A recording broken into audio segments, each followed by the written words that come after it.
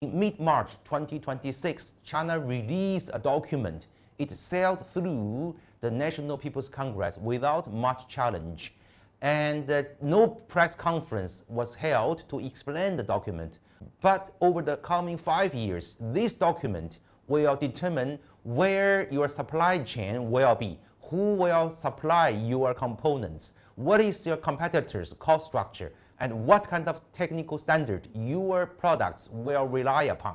It is not purely a Chinese document. It is a strategic notice for the whole world, and yet many people have not even opened it yet. Let's talk about this. The name of this document is called the 15th Five-Year Plan, covering 2025 to 2035. Now, you may think this is a Soviet Union-style 5-year plan trying to beat the free market world economy. No, it is not.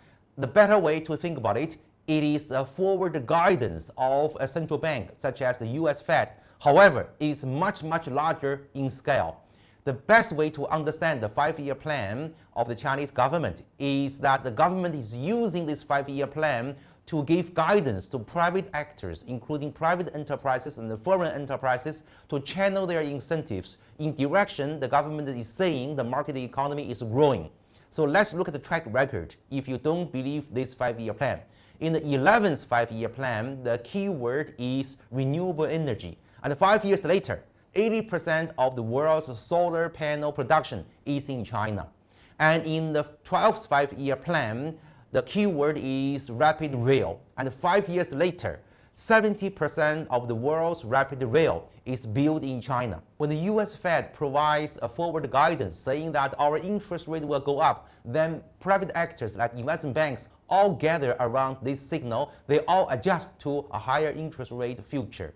Now, similarly, in the 5 years plan of the Chinese government, when the government says we want to build a strong IC industry, the integrated circuit industry, then investors get the idea, then they follow, they put resources into this industry, and then 5 years later, people get in this industry, resources and human capital all gather into this industry. This industry got developed. So the real question is, what are the directions of this 15th 5-year plan that we have to pay attention to?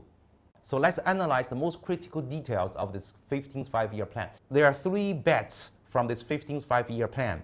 The first bet is that industrial upgrading of China, and this means that your supply chain will be repriced. 5 years ago, China was your low-cost assembly hub.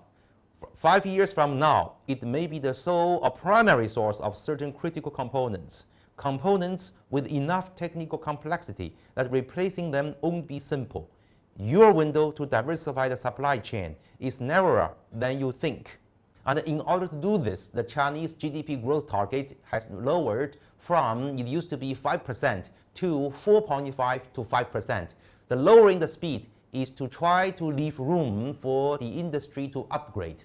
Bet 2, boosting domestic consumption. And this will have clear implications for households all over the world. Now, China plans to increase household consumption. Currently, it's around 38% of GDP, and the household savings rate is around 30% of their income. 30% of the income is put aside year after year for consumption, whereas in the US, only 4% of income is put aside for savings. Now, when China boosts its domestic consumption, households will consume more, even though the speed of adjustment is slow, but definitely this is upcoming. When households consume more, there will be less room for Chinese enterprises to export to the rest of the world. And then in the rest of the world, households will feel in the supermarkets and in the grocery store that their products imported from China will have higher costs because they are competing for the same production capacity of the Chinese firms. This will translate into a slight inflation pressure for the rest of the world. Bet 3, technologically self-reliance. In the 15th 5-year plan, it is repeated again and again that China needs to enhance its self-reliance in key technological breakthroughs, and China needs to depend on itself for technological innovation. The implication for the rest of the world is that many sectors will have to face a choice between having the Chinese technology or existing Western technology. Chinese technological innovation will provide an alternative to many industries for their choice of technological standards, and this will affect many sectors in the world. And this bet is the surest bet, even though industries fail to upgrade, even though domestic consumption fail to increase. For sure, Chinese technological upgrading will be much more self-reliant in the coming 5 years. In fact, China has been putting in more expenditure in R&D than the US, considering the relatively low cost of Chinese engineers. And the Chinese engineers are coming out of schools in a huge number. Every year, Chinese colleges graduate 4 to 5 million new engineers to the job market. And this number is larger than the sum of new engineers from college in the rest of the world. And the Chinese expenditure on R&D as a ratio of GDP is already higher than the average of European countries, and it's almost the same as the US economy. But the Chinese engineers are much lower in costs than the US, so that the actual expenditure of the Chinese R&D is already much higher than the US every year. Now you know my 3 bets, and here are the 3 implications. These implications are actually much closer to your life, and yet nobody tells you. Implication 1, the technology you will use is actually peaking aside. Now, you may not know, the 15th Five-Year Plan is very heavy on AI, on integrated circuits, and on quantum computing. And these things will affect the technology you will use. The next device you will use, you will buy, the next EV car you buy will actually use one of the standards. And the standards will already be picked up when you buy and when you use your products. The companies producing these products and these vehicles already pick a side, whether it's a Chinese standard or other company standard. Now, why do standards matter? Because standards is the ceiling of an industry. If an industry picks right standard, then this industry can grow higher.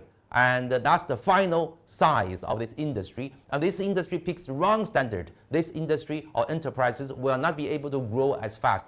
We've seen this in the 1980s and the 1990s when US companies were competing with Japanese companies on the standards of video cassettes and audio cassettes. And the winner of the standards win the whole industry. So in the coming 5 years, there will be a battle of standards. And your company and also your industry and also the products you buy will have to pick a side. If they pick the right side, they will grow. If they pick the wrong side, their growth will be limited.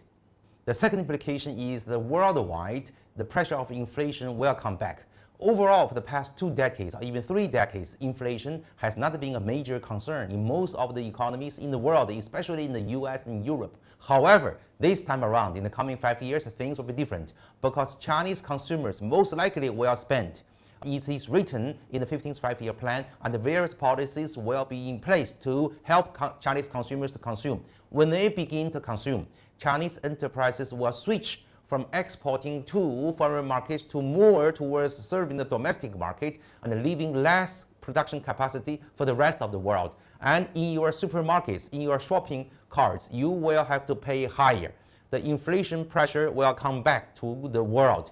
And also to go with this, US Fed and the European Central Bank will have to keep their interest rates relatively high. And this will have implications for your mortgage and for your credit cards and for your consumption debt, for your student loan. This will affect everybody. So it is not really a Chinese issue. It is an international economic issue. It has international economic implications for all of you outside China. Implication 3, the landscape of multinational enterprises will change. Some multinationals are very much welcome in the 15th Five-Year Plan. They are the industries helping the Chinese economy upgrading its industry. Other multinationals will have to think twice whether they are continue investing in China because their technologies have implications of national security. They either have to completely work in China or work in another Western country. So some enterprise will increase their operations in China, others will retreat, and the landscape of global multinational will change. And this will have implication for your career, for your job, if you work for these companies. Finally, what it all means for you, okay? If you are an investor, you have to pay attention to the key sectors mentioned in the 15th five-year plan. Most likely, these areas will attract investments. Most likely, companies will be listed in the stock market. Most likely, these companies will have higher and higher market cap. The prices will increase. And this time around, it is AI and AI application. In the Chinese language, it's called AI plus. So all the companies or sectors related to the AI will enjoy a good ride. If you are a trader doing business with China, you have to pay attention to the changing landscape of Chinese suppliers. Some suppliers will upgrade into high value added area, and others will retreat from low value added sectors. So you have to replace your order from China and also across the whole world. Some of the orders will come from China further and in higher quantity, and other orders will have to go to other countries like Southeast Asia. So you have to change the pattern of your international trade and your outsourcing of your products. Now, as a household consumer or as an employee of a corporation, okay, you need to pay attention to three things. Number one, please pay attention to the situation or the prospect of your own company, because your company might be affected by the 15th five-year plan. You need to keep your heads up to understand the 15th five-year plan and to monitor the upcoming changes so that you know whether your company is moving with the flow or against the flow. Okay. Second, as a consumer, you have to pay attention to potential price changes in your grocery shopping and in your Christmas shopping. You have to understand which prices are going up, which prices are coming down. You have to make correspondent adjustments. And also, as a consumer, you have to pay attention to the geopolitics. You have to translate geopolitical developments into your daily consumption pattern. For example, which kind of products you need to pay attention to, what kind of technology you choose, which technology will be able to scale up, which technology may not be able to have a good future. You will end up with very small scale and very rare application which you have hard time maintaining. Okay, so you have to translate geopolitical issues into your daily consumption decisions. All in all, my point is that you don't have to be a macroeconomist. Okay, all you have to do is to monitor daily news and then translate this news into your company's prospect, into implications into your usage of technology, or your choice of technology, your choice of products, and into your daily consumption habit. All of this should become a new skill, just like you are watching the weather forecast. So geopolitical developments actually matter for your daily life. And developments in China actually matter for your daily life. Please pay attention to them.